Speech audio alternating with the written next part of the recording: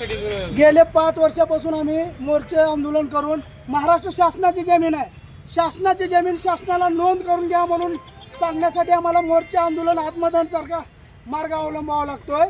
लोहारेचे तहसीलदार आम्हाला सहकार्य करत नाहीत, BDO साहेब सहकार्य करत नाहीत आणि इथे येऊन उपोषण केलं तर वरिष्ठ अधिकारी जिल्हाधिकारी साहेब भेटत नाहीत, शिवसाहेब भेटत नाहीत. आम्ही आमच्या घराला सांगायचं कुणाला, आमच्या व्यथा कुणासमोर मांडायच्या?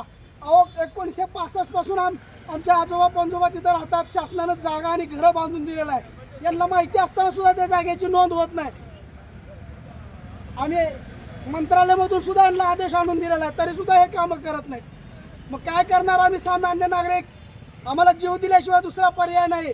एक तर आमची नोंद झाली पाहिजे, नंतर आम्ही सर्वजण इथं कलेक्टर ऑफिस समोर जीव दिल्याशिवाय आम्ही परत घरी जाणार नाही. अधिकारी काय सांगतो तुम्हाला? आज दुसरा दिवस आहे आमच्या उपोषणाचा. 6 दिवस आधी आम्ही अल्टिमेट दिलेला आहे.